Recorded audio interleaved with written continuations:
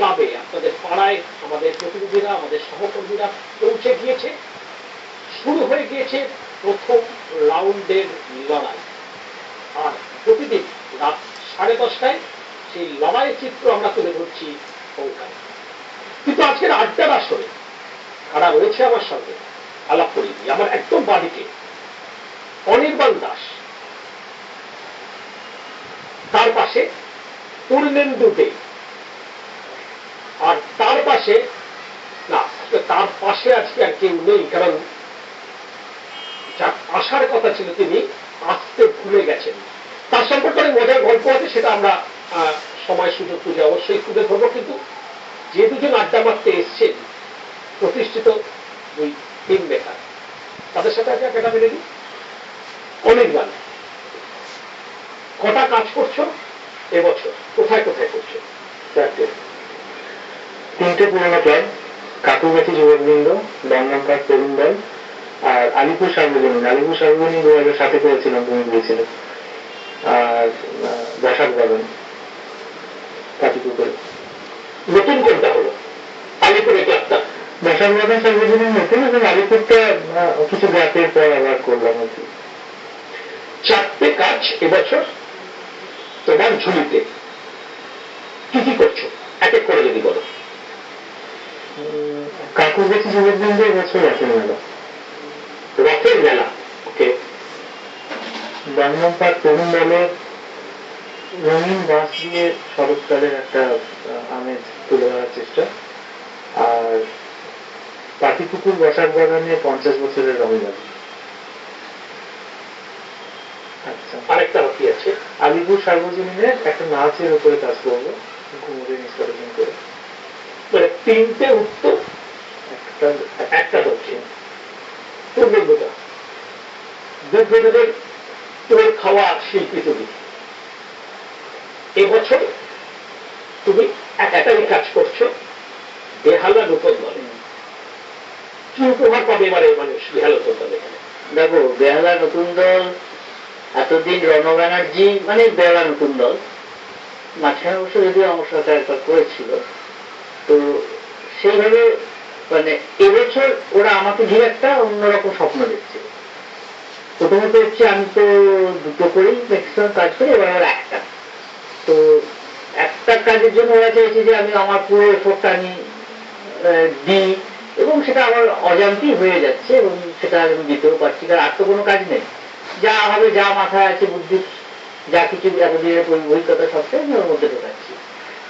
এবারে কতটা কি হবে সেটা তো আমার হাতে নেই। কতটা কি হবে আমরা জানি না, কিন্তু কি হবে সেটাও কিন্তু চেপে গেছে। কি হবে না সেটা আমি চেপে যাইনি, চেপে আমি হয়তো প্রসঙ্গ আমি অন্যদিকে চলে গেছিলাম। তো আমি করতে চেয়েছি আমাদের যে নিজেরা, আমরা যে আমাদের জন্মভূমি, হ্যাঁ, যেখানে আমরা থাকি এবং আমরা যেখানে বিলীন হয়ে যাই, পঞ্চভূতে বিলীন হয়ে যাই। তো এই পঞ্চভূত মানে কি? ক্ষিতি অফ তেজ মরুদ্গম, মানে মাটি, জল, বাতাস, আগুন এবং স্পেস। এইটাকে আমি করতে চেয়েছি। এইটাকে কিভাবে আমরা আমাদের বাসযোগ্য থাকার অনুপযুক্ত করে ফেলছি সেটাকে নিয়ে আমার, যেমন মাটিটা আমরা ক্রমশ উত্তপ্ত হয়ে যাচ্ছে। হ্যাঁ, এখন আমরা বলছি না যে প্রচুর গরম বেড়ে যাচ্ছে, যে কারণে অনেক রকম সমস্যা হচ্ছে প্রাকৃতিক। জলটা আমরা রোদ দেখো, জল নিয়ে আজকেও একটা কাগজেতে বিরাট খবর হয়ে যাচ্ছে, জল 200 বছরেও নাকি গঙ্গাকে আমরা ফিরিয়ে দিতে পারবো না।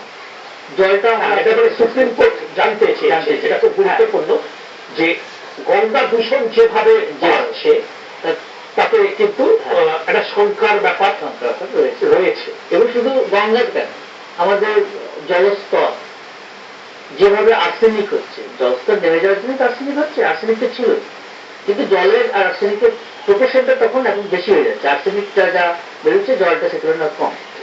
এটা একটা কারণ, জলটা আমরা শেষ করছি। আর মানে আকাশ, সবচেয়ে যেটা বাতাসটাকে আমরা নষ্ট করছি। বাতাসে এখন প্রত্যেকেই দেখবে লাং ক্যান্সারে ভুগছে, বিশেষ করে মেট্রো সিটিতে, যেখানে এত বেশি পলিউশন।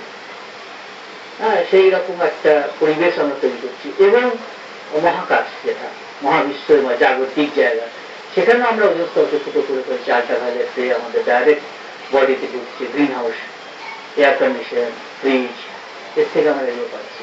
তারপরে কি আমরা ক্রমশ নিজেকে বিপন্ন করে ফেলছি, এবং এই বিপন্ন করে নেওয়াটাকে আমার কাজের মধ্যে। এবং আমার আমার যে দুর্গা, সে হচ্ছে প্রকৃতি মাতা। দুর্গা তো আরেকটা নাম প্রকৃতি দেবী। ওটা আমি আসবো, ঠাকুরের পাঠটা আমি দেখছি।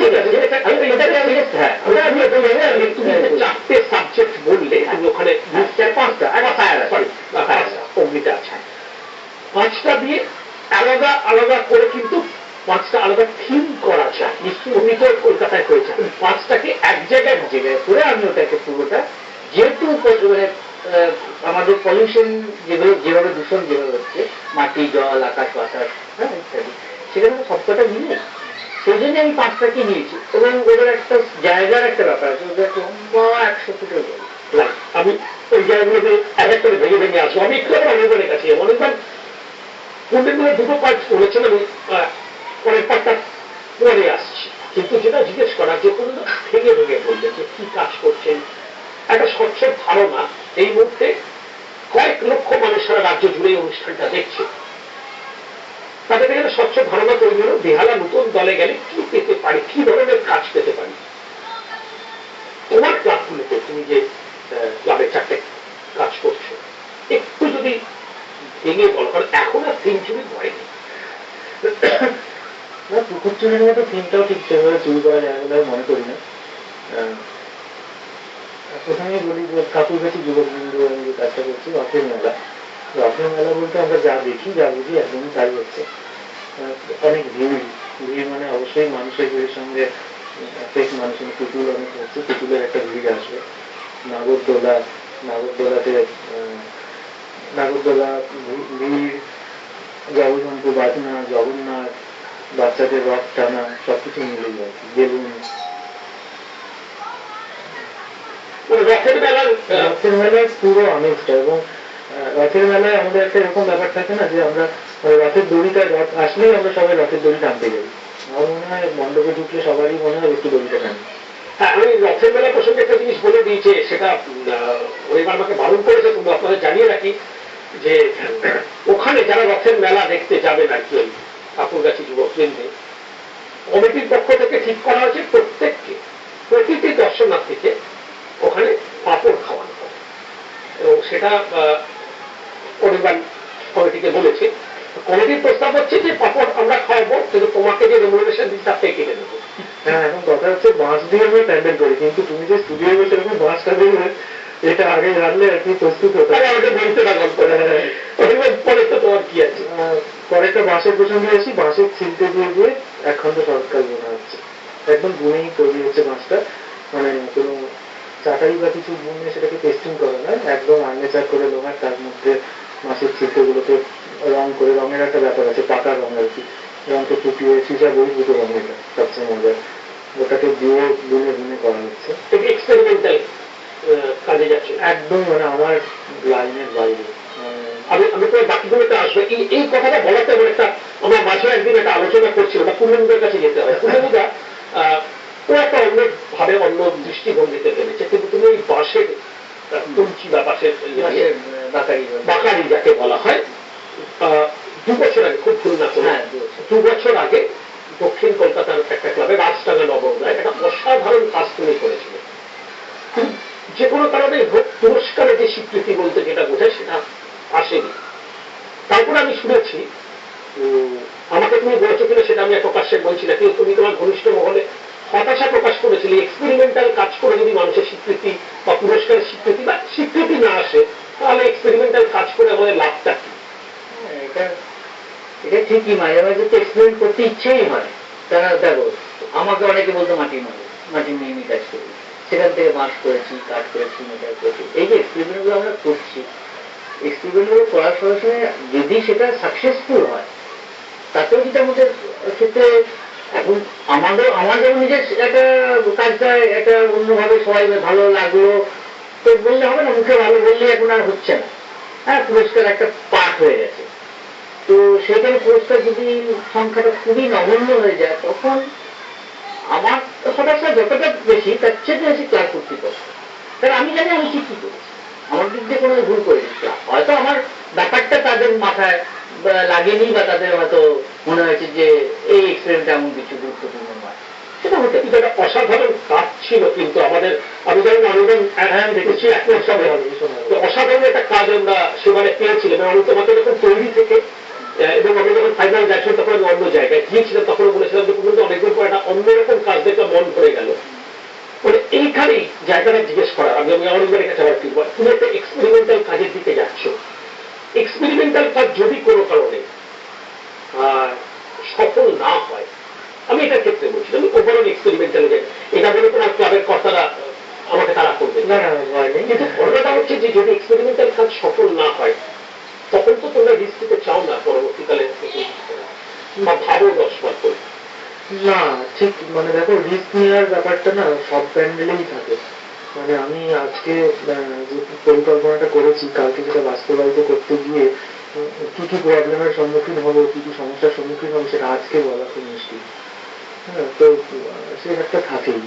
খুব খুব পরিচিত মাধ্যম বাঁশটা আমার কাছে খুব অপরিচিত মাধ্যম না, কারণ বাঁশটা আমি নানানভাবে নানান সময় ব্যবহার করেছি, হয়তো শুধু বাঁশের ঝুড়ি যে কোনো গত বছরে আমার কিন্তু সাবজেক্টটা নিয়ে নয়, আমার কথাটা হচ্ছে এক্সপেরিমেন্টাল করে গত বছর ওটা ওটা অন্য কিছু, যেটা আমার কাছে ইস্যু নয়। গত বছরই আমি সম্মুখীন হয়েছি, তাই আমার একটা ভেকু আর কলকারি মন্ডপ ছিল, পঞ্চভূত, মানে তৃণমূলার মতোই আমার পঞ্চভূত নিয়ে কাজ ছিল। আমার মনে হয়েছিল পঞ্চভূতকে একটা জায়গায় ধরতে পারবো। দেখো খিতি অফ তেজ মরুদ বন, জল মাটি, খিতি অর্থাৎ মাটি, জল অফ তেজ মানে আগুন, মরুদ মানে বাতাস এবং বন।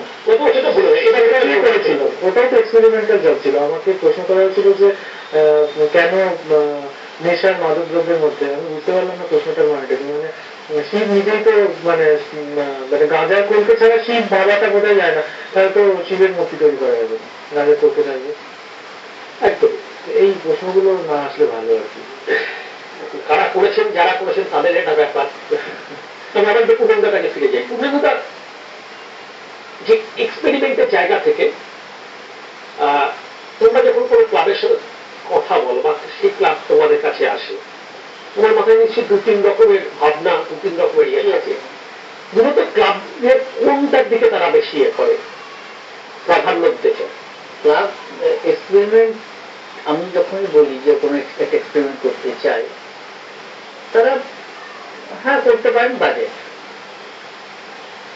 মানে বাজেট কতটা হবে, তাহলে সেই এক্সপেরিমেন্টটা করতে হয়তো আমি পারবো। হ্যাঁ, কারণ খানিকটা বিশ্বাস করে যে আমার যেহেতু এতদিন ধরে কাজ করছি, একটা কিছু করবো, বাজেটটা কতটা জানি না, ওদের পক্ষে একটু সুবিধা। এবারে এক্সপেরিমেন্ট আমরা আর খুব বেশি চাপাই না, কখনো কখনো, যেমন এবারে আমার একটা ক্লাবের সঙ্গে কথা হয়ে শেষ পর্যন্ত ক্যান্সেল হয়েছে। সেই ক্লাবের সঙ্গে জাস্ট আমি যখন ড্রয়িং নিয়ে ভাবনা নিয়ে বলছিলাম, তখন ওরা খুব আপত্তি করছে। আমি এক্সপেরিমেন্টে যে করতে চাইছি না, এটা তখন আমাকে জাস্ট ধাক্কা লেগেছিল এবং পরবর্তী পর্যায়ে ওটা বাতিল হয়ে যায়। তার কারণ হচ্ছে তুমি যে ক্লাবের সাথে কথা, মানে তোমার সাথে যে ক্লাব কথা বলতে এসেছিল, তারা হচ্ছে যে খুব পপুলার কিছু না দিলে এত ভেতরে, এত ভেতরে ক্লাবটা, ওখানে একটু মানে চমক একটা কিছু দিতে চাই। আর আবার আমার ক্ষেত্রে যেটা হয়েছিল, এত বড় সুন্দর মাঠ, সেখানে আমার মনে হয়েছে যে আমি কিছু একটা এক্সপেরিমেন্ট করি, একটা লার্জ কিছু একটা করি, অল্প লো কস্টে আমি করবো। আমি লো কস্টের কাজ আমি প্রচুর করেছি এবং লো কস্টে আমি কোনো অসুবিধা নেই। তো সেই কাজ আমি করতে পারতাম, যাই হোক ওরা পারলো না, করতে পারলো না, কাজটা করতে পারলে কিন্তু আমার খুব ভালো, খুশি হয়। একটা হতাশার জায়গা তোমার এখান থেকে আছে, আমি বিরতিতে যাওয়ার আগে সেটা একবার দর্শক বন্ধুদের মনে করে দেওয়া, এখানে তুমি বড় জায়গা নিয়ে করতে পারলে না, কারণ সে ক্লাব ইয়ে করলে না। আর একটা তোমার অসাধারণ কাজ, আমার তো অসাধারণ লেগেছিল, আমাদের মনে হয় দর্শক বন্ধুদের বা যারা কিনেছিলেন তাদেরও খুব ভালো লেগেছিল কাজ। ছোট জায়গার জন্য মার খেয়ে গেল, যেটা হচ্ছে বরিশার, যেটা তুমি মাটির কাজটা করেছিলে, ওটা স্পেসটা যদি বড় হতো তাহলে সবাই একটা অন্য কাজ দেখতে পাবো। ওটা আমাকে বলা হয়েছিল বড় মাঠ সময় দেওয়া। আমি এই প্রসঙ্গে পরে আসছি, একটা বিরতিতে যেতেই হবে, বিরতির পরে আবার ফিরে আসছি আড্ডাতে, ততক্ষণ সঙ্গে থাকুন।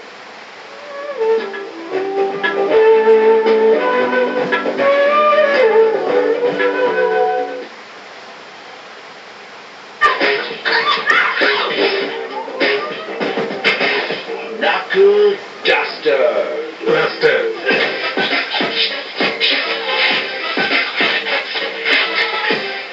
What an electrician. Darling, short of the $30 big boss.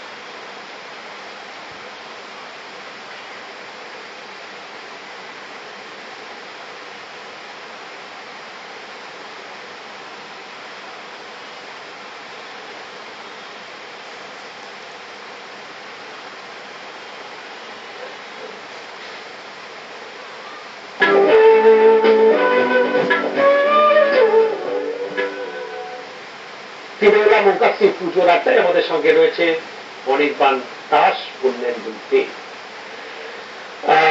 Anirban, একটা জিনিস সেটা পূর্ণেন্দু বলছিল যে আমি জানি সেটা বরিশাতে যেখানে কাজটা হয়েছিল সেখানে প্রাথমিকভাবে কথা হয়েছিল যে বড় মাঠ দেওয়া হবে, পূর্ণেন্দু সেভাবেই কিন্তু প্ল্যানিংটা করেছিল। দুর্ভাগ্যবশত সেভাবে ওরা অ্যারেঞ্জ করতে পারেনি মাঠটা।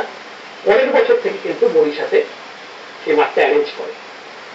ওখানে তোমার আবার একটা উল্টো ঘটনা ঘটেছিল, ছোট মাঠ দেখিয়ে চুক্তি হওয়ার পরে বড় মাঠে কাজ করতে হয়েছিল বসুর তাল বাগানে।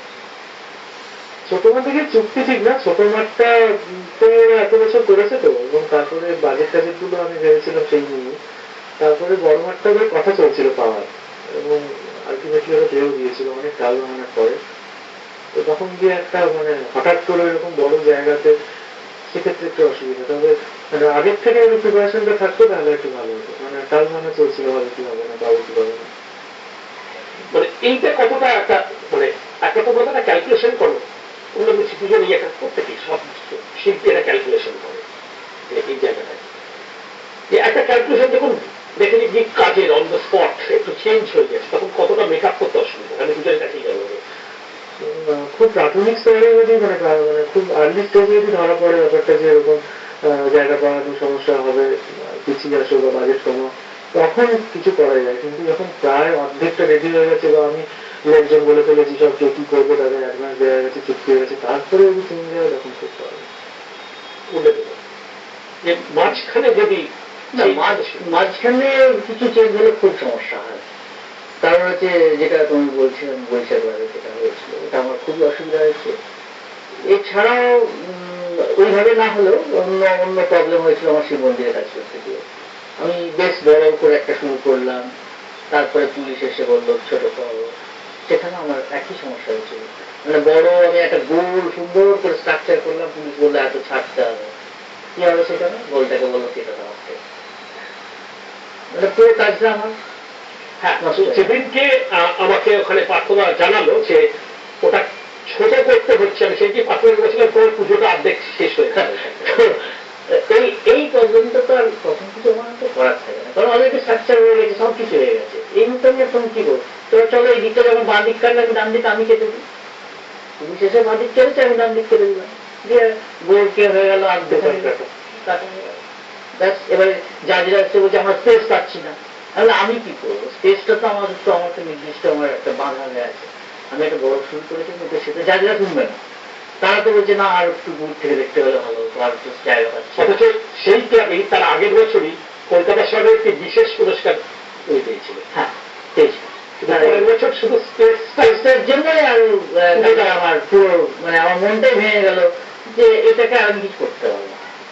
তখন আবার এফোর্টটা বেশি দিলাম ইয়েতে আমার ত্রিপটি আমাদের কি বলবো না না না না পয়সা নয় চক্রবেরিয়া সেবা চত্বর ন্যাচারালি মানে এটা আমার আর কিছু করার নেই, এটা আমার বাড়িতে বেরিয়ে গেল আজ থেকে। এইটাকে আর একটু নন্দী যত্ন দিয়ে দেখি। শিব মন্দির নিয়ে কথা যখন উঠলো একটা মজার গল্প বলি। মানে আমাদের যিনি তৃতীয় অতিথি আড্ডায় আসার কথা ছিল তো তাকে একটু আগে আমি ফোন করেছিলাম যে আরে কোথায় তুমি। তো ঘটনাচক্রে তিনি এবার শিব মন্দিরের দায়িত্বে। তো সচেতন মানুষ, ভালো টিমমেট, খুব মজার মানুষ সুবোধ রায়। সুবোধ রায় একটা মজা হচ্ছে, সুবোধটা মাঝে মধ্যে সবকিছু ভুলে যায়। তো বেমালুম ভুলে গেছে যে আজকে অনুষ্ঠানটা আছে, অনুষ্ঠানটায় আসতে হবে। সেটা সে আমাকে 10 মিনিট আগে জানাচ্ছে যে আমি অনুষ্ঠানটাতে আসবো, যে আমি না একদম ভুলে গেছি। আসলে সুবোধের এই ভুলে যাওয়ার একটা মজার গল্প আছে, সেটাকে এটা জানে আমার বন্ধুরা, আপনাদের একটু জানিয়ে রাখি। একবার সুবোধদা একটা ঠাকুর তৈরি করেছিল একটা ক্লাবের হয়ে। তো তারপরে সে ঠাকুরটা মানে ভাষার ব্যাপার নেই, সুবোধদার কাছে আবার চলে এসেছিল। সুবোধদা ভুলে গিয়েছিল যে ওই ঠাকুরটা একটা ক্লাবের জন্য তৈরি করেছে। সে ভুলে গিয়ে ওই ঠাকুরটাকে রংটং চেঞ্জ করে একটা ক্লাবকে পরের বছর বিক্রি করে দিয়েছিল। এটা সুবোধদার এরকম একটা ভুলে যাওয়ার ব্যাপার আছে। তো আপনারা একটু ক্ষমা ঘেন্না করে নেবেন যে এই ভুলে যাবো সুবোধদা রায়কে, তিনি আজকে আসতে পারেননি, কিন্তু বাকি অতিথিরা রয়েছে অনেকবার। অনেকগুলো গুরুত্বপূর্ণ জিনিস একটা পুজোর সঙ্গে গড়ে ওঠে। বাজেট একটা ফ্যাক্টর, কিন্তু গত বছর থেকে অর্থনৈতিক সংস্থার হাত পুজো থেকে উঠে যাওয়ার পরে নেতা মন্ত্রীদের পুজো বাদ দিয়ে কিন্তু বাজেটের একটা হাহাকার শুরু হয়েছে। তুমি কতটা ফিল করছো কাজ করতে গেছিল? দেখো, আমার মাথার উপরে কোনোদিনই কারো হাত ছিল না, তাই হাত উঠে যাওয়ার না, তোমার মাথার উপর, আমি ক্লাবের মাথার উপর। আমার ক্লাবগুলো কেউই মাথায় হাত বুলানো ক্লাব ছিল না, যার ফলে হাত উঠে গেলে যাবে প্রবলেম। এখনকার ছিল কিন্তু একজন বিধায়ক পুজোটার সঙ্গে যুক্ত আছে। আসছে তোমার ছবি, প্রথম তোমার ছবি, মায়ের ছবি, তার থেকেও বড় তার ছবি লাগিয়ে বাইরে হোর্ডিং করানো ছিল গত বছর। এবছরটা দেখলে যায়নি বলে বলতে পারবো না। না, সেটা তো হবেই একটা তিনি কতটা ঝুলছেন। না, সত্যি মানে পরেশদাই আর কি। পরেশদা আমাদের, আমি তো ওনার বিধানসভাতেই, আমি ওইখানে মানিকতলাতেই আমার বাড়ি। তো পরেশদার কিন্তু পুজোর সঙ্গে অঙ্গাঙ্গিক ভাবে জড়িত থাকলেও কখনোই খবরদারি করেনি। কিছু কিছু নেতা মন্ত্রী আমি শুনেছি এরকম যেরকম ছড়ি ঘোরা, পরেশদা কোনোদিন সেটা করেন না। পরেশদা গাই দেখেন তার ভালো লাগে, পরেশদা আমার সব কাজ যেটুকু করে যেটুকু খুব ভালো লাগে, এটা আমার খুব মানে ভালো লাগার ব্যাপার। আমার খুব ভালোই লাগছে, ভালো লাগছে ব্যাপারটা। পরেশদা কিন্তু একটু ডাউন টু আর্থ মানুষ তো। একদম, মানে আমি রাজনৈতিক জায়গাটাকে বাদ দিয়ে বলছি, পরেশদা কিন্তু একজন পরোপকারী মানুষ। বহু মানুষের জন্য তিনি বহু কাজ করেন, এবং অ্যাজ এ মানুষ, মানে আমি যদি মানুষ হিসেবে তাকে দেখি, সত্যিকারে কিন্তু একজন শ্রদ্ধা করার মতো। রাজনৈতিক জায়গাটা বাদ দিয়ে সম্মান দেন সবাইকে, এটাই সবচেয়ে বড় কথা না, সবার যা প্রাপ্য সেটা উনি দেন। তো এখানে বাজেট আছে, তবে সেটা কতটা রাজনৈতিক কারণে আমার সেটা মনে হয় না। ওখানে বাজেট গত বছর, আমি প্রথম গত বছর করি, এবছর করছি, বাজেট ওখানে ভালো। হ্যাঁ, বাজেট না থাকলে গত বছর তুমি যে না দিয়েছিলে সেটা না হলে সম্ভব হতো না। কিন্তু বাকি ক্লাবগুলো, বাকি ক্লাবগুলো দেখো, ব্রাহ্মণ তরুণ দল, ওখানে একজন সাংসদের কিন্তু সাংসদ বিধায়ক দুজনেরই আশীর্বাদ আছে। ওনারা কোনোদিন পুজোর ব্যাপারে না খুব একটা বলার না, এবং টাকাটা দেন তো, টাকাটা দিলেই তো হয়ে যায় পুজোটা। এখন এটা তো ক্লাবের ব্যাপার। তবে পুজোটাকে পুরোটা দেখে দায়িত্ব নিয়ে একটি ছেলে, বিশ্বজিৎ প্রসাদ। মানে একদম ডেডিকেটেড। আমার পেরেক আনা থেকে শুরু করে আমার ত্রিপল জোগাড় করা, জল পড়ছে কিনা, আমি খাচ্ছি কিনা, আমাকে অন্য পুজোয় ছেড়ে দিয়ে আসা, দায়িত্ব নিয়ে সব কাজ করে। একটি ছেলে আমি সবসময় হাতের কাছে পাই। এই 3 বছর হচ্ছে আমি আজকে রাস্তায় আস্তে আস্তে ওর সঙ্গে কথা বললাম। তুমি কিন্তু জানো বিশ্বজিৎ কিন্তু ভেরি গুড ফটোগ্রাফার। ও হচ্ছে অপূর্ব পালের ছাত্র, সাদাইয়ের স্টুডেন্ট। ভীষণ ভালো ছবি তোলে, এবং তার সঙ্গে ও ট্রেক করে, মানে পাহাড়ে টুসিকে হাতে করে ওই জোর করে নিয়ে গেছে হিমালয় এভারেস্টে যাওয়ার জন্য আর কি। টুসিকে কিন্তু টুসি করেছে, মানে আমি স্বচক্ষে দেখা বিষয়। এটা দুটো গেলে দুটোর মধ্যে প্রত্যক্ষ বা পরোক্ষ ভাবে নেতামন্ত্রী সাংসদদের হাত আছে। আর বাকি দুটো, বাকি হাত আছে বলা ঠিক না। দেখো, তোমার পক্ষে বলা অসুবিধা, আমার পক্ষে তো বলা অসুবিধা, কিন্তু আমি তো জানি হাত আছে কি নেই। কলকাতার পুজো কার কোথায়, কার অবদান কি আছে, সেটা তো অন্তত আমার উপস্থিত। বাকি দুটো পুজো মানে পাটিপুকুর বসার বাগান, ওই পুজোটা কি করছি এখনো বলাও হয়নি। নাম রংবাজি মানে বুঝতে পারছি, আতশবাজি নিয়ে কাজ করছি। পাটিপুকুর বসার বাগান একটা মাঝারি বাজেটের পুজো, তো এই দুটোর মধ্যে এতটা বাজেট না, কিন্তু খুব আন্তরিক পুজো আর কি। আমি খুব মন দিয়ে কাজ করছি ওখানে, কাজের পরিবেশ খুব ভালো। ওখানে আতশবাজি নিয়ে কাজ হচ্ছে, মানে ঠিক আতশবাজি দিয়ে তৈরি হচ্ছে না ব্যাপারটা, কিন্তু অনেক আলো, অনেক প্রদীপ, আলোর কিছু টুকরি তৈরি হচ্ছে, আতশবাজি তৈরি হচ্ছে, এইভাবে কাজটা হচ্ছে। এবার 50 বছর পুরো একটা উৎসব উদযাপনের একটা মুড থাকে ওখানে। ভাগ্যিস তুমি বলে দিলে যে আতশবাজি নিয়ে কাজ হচ্ছে না, কারণ তাহলে কিছু কিছু আবার মানুষ আছেন যারা হয়তো এক্ষুনি কাগজে নোট ফোট করে কালকেই চলে যাবে আমাদের হাইকোর্টের দিকে যে এরকম আতশবাজি শব্দবাজি সব কাজ টাজ হচ্ছে, হুজুর একটু দেখবেন ব্যাপারটা। এখন আমি আবার বলছি, মানে সর্বশেষ তো কিছু পরিবেশবিদ তো রয়েছেন আমাদের এখানে যারা কিন্তু বিষয়ের জন্য দেখেন। ব্যাপারটা জানানোর জন্য কিন্তু সিগারেটের উপরে ছাপ দেওয়া হয় যে সিগারেট ধূমপান করবেন না। তুমি আমি বললাম ভাগ্যিস তুমি জানিয়ে দিলে। তো চতুর্থ পুজো তুমি এটা জিজ্ঞেস করছিলে, আমি নাচ নিয়ে কাজ করছি আরেকটা পুজোতে। এটা আমার মানে খুব অন্তরের একটা গভীর জায়গা থেকেই করা। তার কারণ হচ্ছে আমি ছোটবেলা থেকে আঁকা টাকা সেরকম শিখিনি, শিখেছিলাম নাচটা। আমার দিদি যার কাছে শিখেছি, সুস্মিতা দি, অংশরা দি, জানি নাচে দেখছেন কিনা। তো ওনাদের প্রতি শ্রদ্ধাটা থেকেই হয়তো এই কাজটা আমার করে। হ্যাঁ, তোমার নাচের একটা মজার ব্যাপার আছে, মাঝে মধ্যেই বিভিন্ন জায়গাতে সুযোগ পেলে নাচের আঙ্গিকে কিছু একটা করার চেষ্টা করো। অতীত তোমার সাথে যখন একদম শুরুতে আলাপ, তখন একটা বোধহয় একদম প্রথম আলাপ যখন হয়েছিল, তোমার একটা নবরসটা কিন্তু মানে শিল্পশাস্ত্রে যদিও মানে বর্তমানে নাট্যশাস্ত্রতেই ওর উল্লেখ আছে, কিন্তু নবরসের প্রভাব কিন্তু সব শিল্পেই একদম। তো সে অর্থে তুমি যে ব্যবহার করেছিল সেক্ষেত্রে নাচের ভঙ্গিমার কথা বা এটার কথা বললাম আমি। হ্যাঁ ঠিক আছে, আমাদের বোধহয় একটা বিরতিতে যাওয়ার একটা সময় বোধহয় হয়ে এসছে, মানে প্রডিউসার বোধহয় সেটা করে বলছেন। তো তুমি তো আসছি, 8টায় ফিরে আসবো, তো কিন্তু বিরতি যেতে হবে। একটা বিরতি, ফিরে আসছি, সঙ্গে থাকো।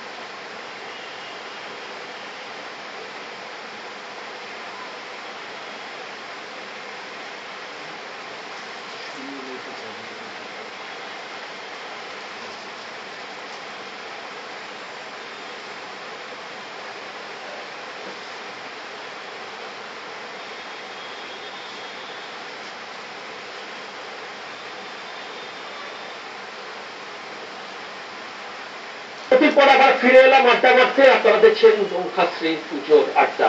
পুনেন্দুদার আমি তো অন্য প্রশ্নে আসি, নেতামন্ত্রী পুজো তো অবশ্যই আসবো আপনার, কিন্তু তুমি দীর্ঘদিন ধরে কলকাতায় পুজোর আসলে কাজ করছো।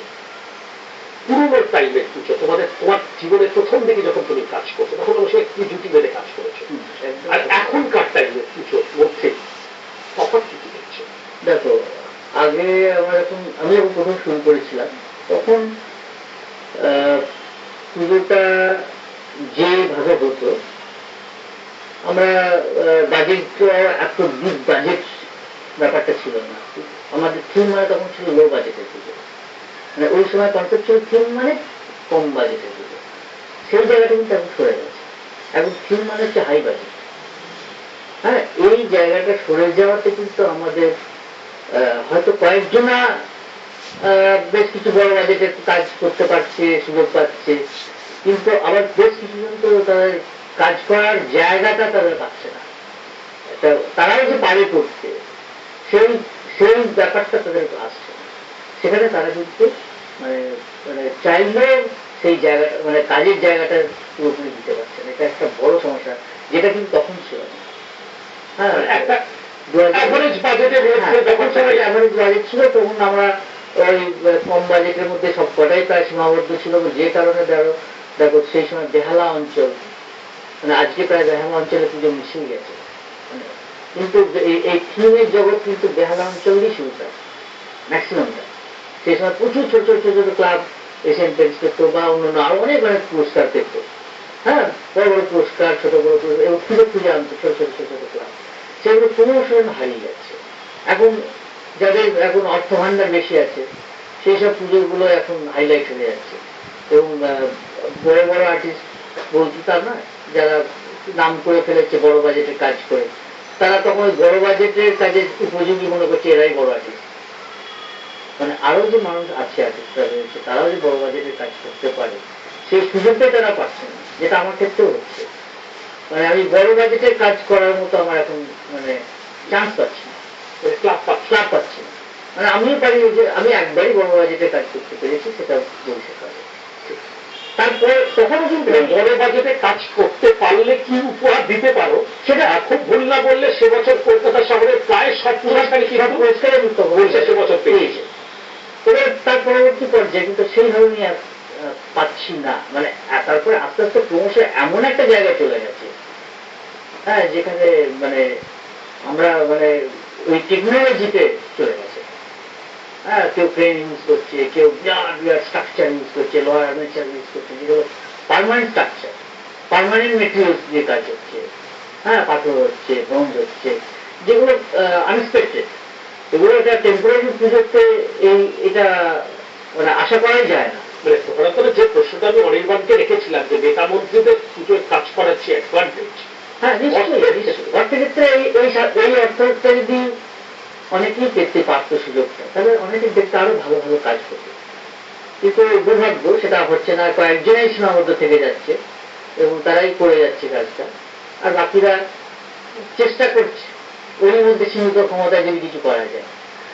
এছাড়া আমার একটা জিনিস বলা আছে, এই শিল্প সৃষ্টির ক্ষেত্রে আমার দু তিনটি জিনিস মাথায় রাখা উচিত। একটা হচ্ছে আমাদের দেশে খাদ্য বস্তু নষ্ট করা একদম উচিত নয়, খাবারের কোনো জিনিস দিয়ে কিছু করা উচিত নয়। 2 নম্বর হচ্ছে অপচয়, মানে আলোর অত্যধিক ব্যবহার করলাম, এত পাওয়ার নষ্ট হলো, এই কয়েকটা জিনিস মাথায় রাখা উচিত। বাদ বাকি মেটেরিয়ালটা যে যারা নিজের ক্ষমতা অনুযায়ী করে আর কি।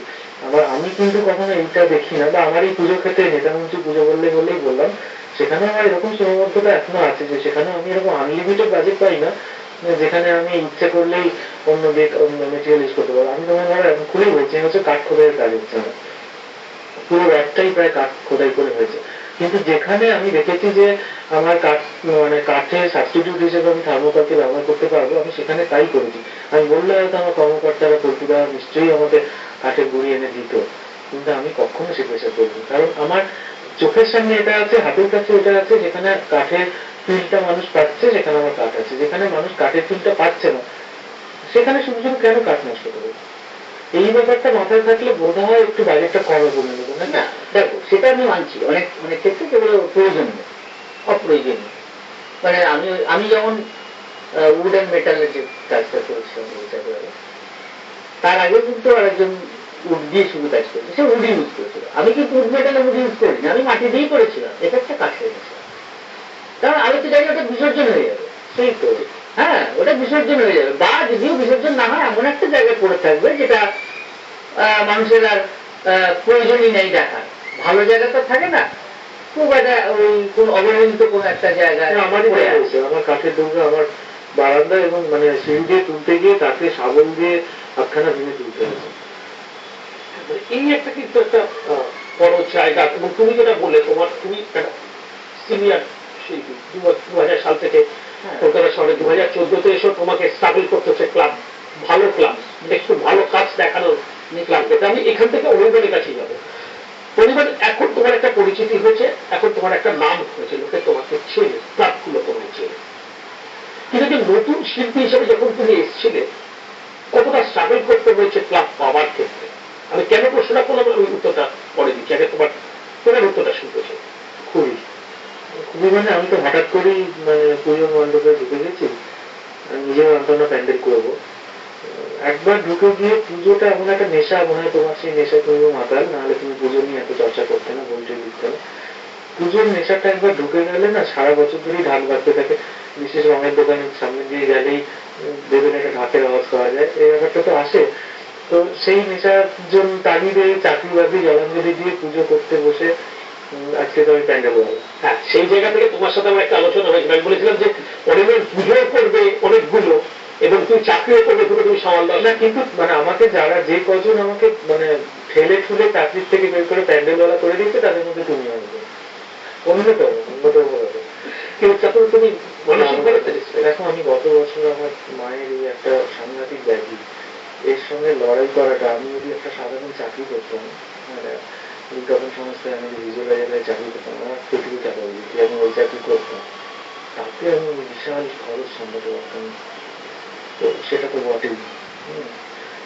পুজোটা আর ভালো বাজেট, মানে খুব বড় বাজেটে ভালো পুজো করতে হবে, মানে পূর্ণেন্দুরা নিজেও ভুলে যাচ্ছে, নিজে একটা অসাধারণ কাজ করেছিল, আমি দেখতে গিয়ে মুগ্ধ হয়ে গিয়েছিলাম।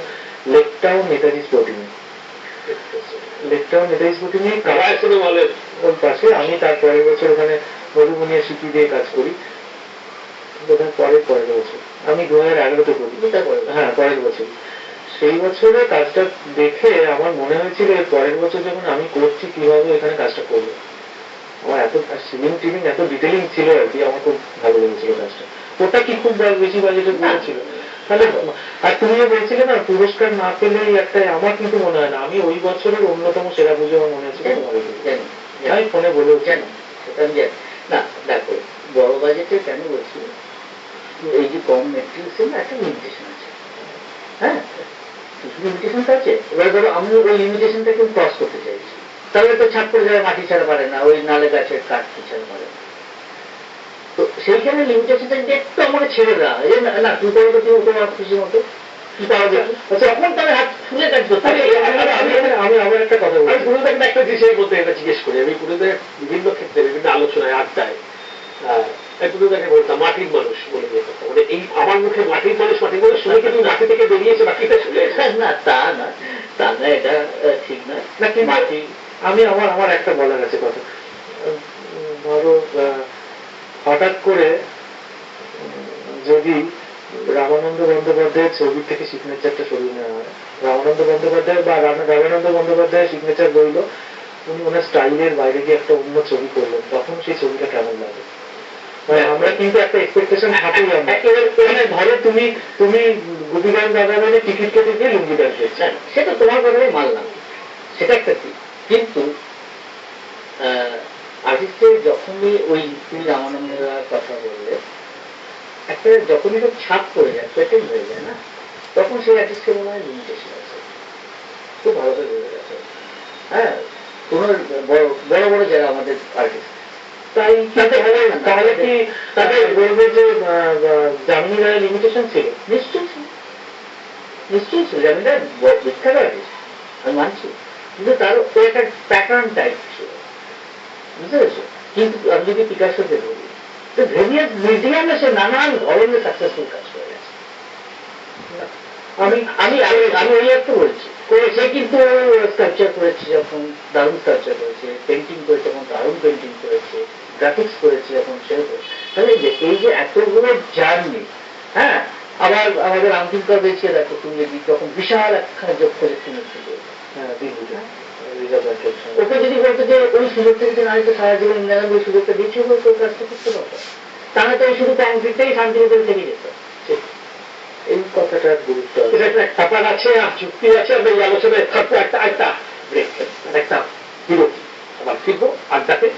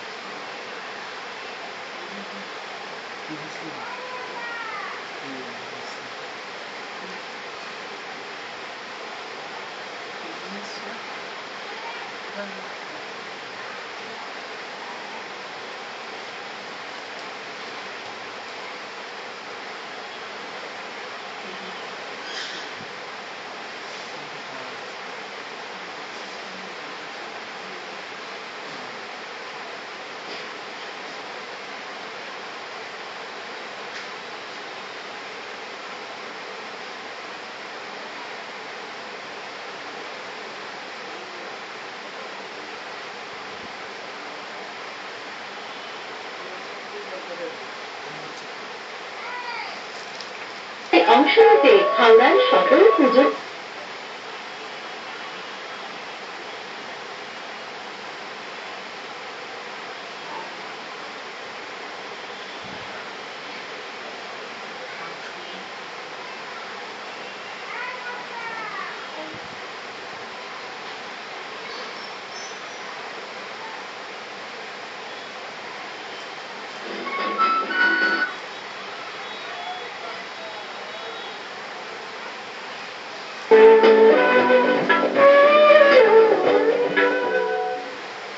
কলকাশ্রী পুজোটার একদম শেষ লগ্নে আমরা পৌঁছে গেছি।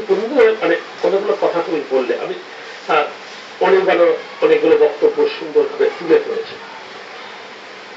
তোমার একটা আমি কি বলবো, যদি বলি দুঃখ, যদি বলি হতাশা, তুমি জায়গা থেকে বললে যে বড় কাজের সুযোগ সেভাবে পাওয়া যায় কলকাতার বাইরে, বা বলা যেতে পারে পশ্চিমবঙ্গের বাইরে। তুমি এবং বিপক্ষ গুজরাট শহরে একের পর এক, পালিতানাতে একের পর এক মানে মনে রাখার মতো কাজ উপহার দিয়ে এসছো। করেছি, সেটাই করেছি নিশ্চয়ই। সেখানে আমরা আমাদের স্বাধীনতা ছিল এবং আমাদের ওর জন্য লিমিটেশনও ছিল না, আমরা আমাদের মতো কাজটা করেছি। কিন্তু ওই আর কি, মানে সেই কাজটা ছিল একটা ধর্মকে কেন্দ্র করে, যদিও ওটা জৈন ধর্ম, আমাদের এটা হিন্দু ধর্ম। তো ওখানে কাজ করেছি। আমার যদিও কাজটা ছিল মূলত পোর্ট্রেট করা, প্রচুর পোর্ট্রেট করেছিলাম অনেক আমার প্রশ্নটা হচ্ছে যে ওই ধরনের কাজ অন্য রাজ্যে তোমরা দুই বাঙালি গিয়ে মাতিয়ে, দুই বাঙালির জুটি আমরা কলকাতা শহরে দেখতে পাই না কেন? সেটা দীপকদা এখনো পর্যন্ত আমাকে, আমি বলেছিলাম কিন্তু তোমার ইয়েতে, যে দীপকদা যদি বলে আমি দীপকদার সঙ্গে আমার করতে কোনো আপত্তি নেই, কারণ দুজনের ভিন্ন মেরুর আমরা, কিন্তু মানসিক দিক দিয়ে আমরা কাছে। হ্যাঁ, মিডিয়ামটা মানে ধারা আলাদা বা কাজের স্টাইল আলাদা, সেখানে দীপকদার সঙ্গে আমার কাজ করতে কোনো অসুবিধা ছিল না। সেটা তুমি খোঁজ পালুদারাতে যখন বলেছে যেখানে চাকরি করো যে চ্যানেলে, সেখানে বলে ওটা এখনো দীপকদা যদি আমাকে কোনোদিন বলে তখন এখনো পর্যন্ত বলেনি দীপকদা। অনির্বাণে কিন্তু একটা স্বপ্ন আছে, অনির্বাণ একটা খুব বড় কাজ করবে, সেখানে প্রতিভাটা তুমি দেখা যাক দিদি কথা বলেও দেখো করা যায়। আমি একটা অন্য জায়গায় জিজ্ঞেস করতে চাই, মানে অবশ্যই অনির্বাণের কাছে আসবো। সেটা হচ্ছে যে তোমার ব্যাচে গভর্নমেন্ট আর্ট কলেজে তুমি হচ্ছে ফার্স্ট ক্লাস ফার্স্ট, এবং তুমি বিরাট রেকর্ড নাম্বার নিয়ে তুমি সে বছর ইয়ে হচ্ছে। তোমার মতো তো প্রত্যেক বছরে কেউ না কেউ ফার্স্ট ক্লাস ফার্স্ট হয়, নিশ্চয়ই হচ্ছে। এই সংখ্যাটা কিন্তু আমরা পুজোর মণ্ডপে বা পুজোর কাজে দেখতে পাই না তাদেরকে, এটা কেন? দেখো, পুজোর সঙ্গে সবার কিছু জড়িত হয় না। অনেকেই তারা ছবিটাকে নিয়ে বা কালচারটাকে নিয়ে তারা ভাবে যে এটাই আমার জগৎ। আমরা দু চারজন ছিটকে ছিটকে কোনোভাবে এসে গেছি, আমারটা অ্যাক্সিডেন্টলি আসা, আমি আসতাম না হয়তো। তো এরকম দু চারজন হয়তো আমরা এসেছি, আর শিখে যে তারা হয়তো ফার্স্ট ক্লাস ফার্স্ট কিনা তারা আমি জানি না, খুব ভালো তারা ছাত্র ছিল। আর অনেক সময় ফার্স্ট যারা হয় তারা অনেক জায়গায় অনেক অফার পেয়ে যায়, তখন আর পুজো নিয়ে তারা মারতে যায়। এমনি এখনো আমাদের আর্টিস্টদের কাছে পুজো মানে কিন্তু আমরা তৃতীয় শ্রেণীর না বলি, তাই কি? হ্যাঁ, মনে মনে তাই, মনে মনে তাই। কিরে, আমাকে যে হয়তো কোনো একজন জাজ কেস করবে, সেবা তুই আবার খুব কড়া কাজ করছিস, করছিস, তারপর হঠাৎ প্রসঙ্গ কিরকম কি হয় রে, এরকম তাহলে ভালোই আছিস? হ্যাঁ ভালোই আছি, কোনো অসুবিধা নেই। ছবি বিক্রি করে তো আমাদের এতটা হচ্ছে না। হ্যাঁ, সেটাও আমি জানি, এবং সেই জন্য অনেকেই ছবি বিক্রি বন্ধ হয়ে যাতো, আবার প্রতিভায় ফিরে এসছে, সেটাও আমি বন্ধ হয়ে যাবো। একসময় খুব ছবি বিক্রি হচ্ছে, বন্ধ করে দিল, তারপর আবার পুনরায় প্রতিভায় ফিরে এসছে। তো তবু ওই স্বীকারটা করে না যে না, থিমের কাজ করার আরো অনেক কঠিন একটা ছবি আঁকতে চাইছে, অনেক কিছু জ্ঞান থাকলে তবে একটা পুজোকে কমপ্লিট করা যায়। এটা তারা এখনো মানছে না, কিন্তু মানতে বাধ্য হবে।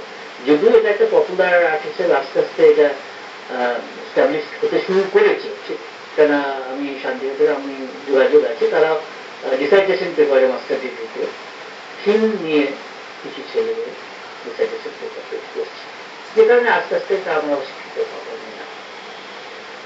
প্রবীণতা যে কথা বললো যে তৃতীয় শ্রেণীর না বলে, সেটা কিছু মনে হয়? তোমাদের মণ্ডপ, তোমাদের কাজ, তোমাদের ক্রিয়েশন দেখতে লোকে ঘন্টার পর ঘন্টা লাইন দিয়ে দাঁড়িয়ে থাকে। কলকাতা শহরের হাতে গোনা পুজোর সংখ্যা 1200, আর শিল্পী বা ফিল্ম মেকারের সংখ্যা মেরে কেটে 50। ঘন্টার পর ঘন্টা লাইন দিয়ে দাঁড়িয়ে থাকে, তারপরে মনে হয় যে তোমরা তৃতীয় শ্রেণীর না বলে? না, আমার একটা কথাই মনে হয়, তুমি কি জানো কোণার্কের মন্দিরের ডিজাইনার কে? বা অজন্তার গুহাগুলো পরিকল্পনা কার মাথায় ছিল? কিভাবে তাজমহলকে তৈরি করেছে?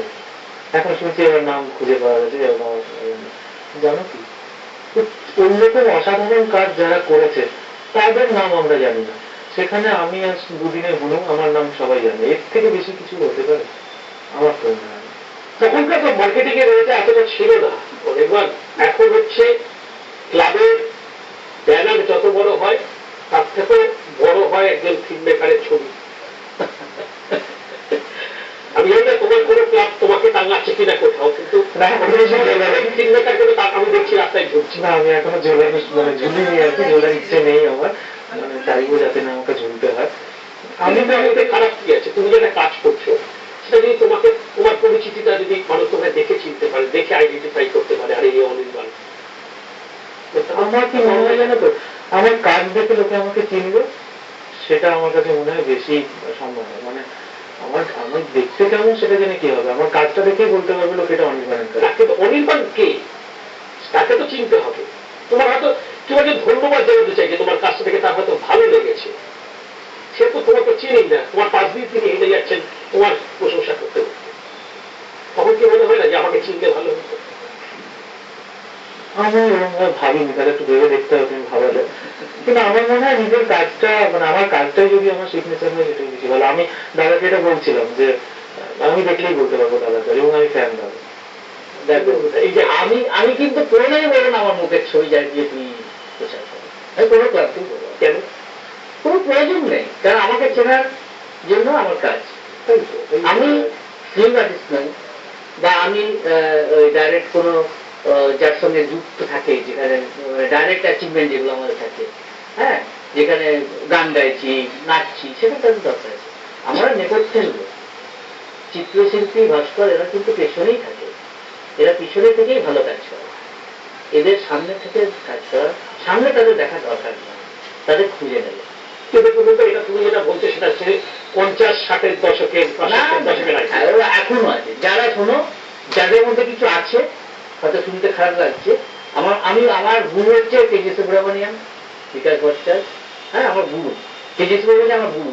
তো সেই গুরুকে আমি কখনো দেখিনি তাকে নিয়ে ছবি ছাপিয়ে বিরাট কিছু করছে। দেখো, আমি সেই জায়গার থেকে, আমার বাবা হচ্ছে একজন বর্ধমান শহরের বিখ্যাত শিল্পী, আমার তো সেই গ্রুপটা আছে বলে আমি কথা বলছি, কারণ আমি আমার প্রচার, আমার কাজ। আমি চলে যখন যাবো তখন দেখবি যে ওই লোকটা কাজটা করেছিল, ওই লোকটা কেমন বেটে ছিল, না লম্বা ছিল, না টুকুরে ছিল, এগুলো কোনো ফ্যাক্টর নেই। আমি দেখছি, আমি অনেকেই দেখছি বিশাল বিশাল হোর্ডিং এ তাদের যেন সিনেমার কোনো নায়ক বা ভিলেন, তাকে হয়তো কাউকে ভিলেনের মতো লাগছে, কাউকে নায়কের মতো লাগছে, কাউকে বাউলের মতো লাগছে, এসব দেখছে। কিন্তু ওই আর কি, আমার দেখছি ঠিক আছে, তাহলে আমি মজা পাচ্ছি, যাক ওরা চেনাতে চাইছে মানুষকে যে এই আমি এটা, আমার তো প্রয়োজন নেই চেনানোর, ও নিজেই চিনে নেবে মানুষ, এটাই আমি বিশ্বাসী। একদম শেষ ইয়েতে চলে এসেছি। 4টে পুজো, সেরা বাজি কোনটা? এখন বলা যাবে বুঝতে পারবো, এখন বলা সম্ভব? 4টে পুজোরই এখনো মানে পলস্তরা হয়নি, হাতটা রেখে বলা যায় না। পুজো থেকে এই প্রশ্ন করার কোনো তোমার মানে জায়গাই নেই, কারণ আমার একটাই পুজো, হ্যাঁ, আর একটাই বাজি, হ্যাঁ, দুটো বাজি নেই, একটাই বাজি, একটাই পুজো। এবং যদি ভালো কিছু হয় সেটা আমার জন্য মানে বড় পাওনা হবে যে একটা কাজ করে আমি একটা সাকসেসফুল কিছু করে দিতে পারলাম, আর খারাপ করে সবচেয়ে বেশি দুঃখ পাবো যে আমি একটা করে একটা ছেলেকেও মানুষ করতে পারবো না। তা মানুষ মানে কি? মানে মানুষ বলতে কি, আমি শোনো, আমি পুরস্কারের কথা বলছি না, আমি যদি সুন্দর করে কাজটা আমার মনের মতো যদি না করতে পারি, সেটা জনগণের স্বীকৃতি যদি না আসে, জনগণের যদি জনগণের বা আমার নিজের নিজের নিজের যদি ভালো না লাগে, আমার যদি মনে হয় দূর আমি যেটা করলাম আমি যা চাইলাম হলো না, এটা কিন্তু হয়। আমি ভালো করবো বললেই করা যায় না, ক্রিয়েশন কিন্তু ওরকম হয় না, করতে করতে ভালো লাগে। অনির্বাণ, গুড্ডুদা, তোমাদের অসংখ্য ধন্যবাদ কাজের মাঝখান থেকে আমাদের এখানে সময় দেওয়ার জন্য। আগামী দিনে নিশ্চয়ই অন্য কোনো অনুষ্ঠানে আবার দেখা হবে। ওমকার শ্রী পুজোর আড্ডা আজকের মতো এখানেই শেষ।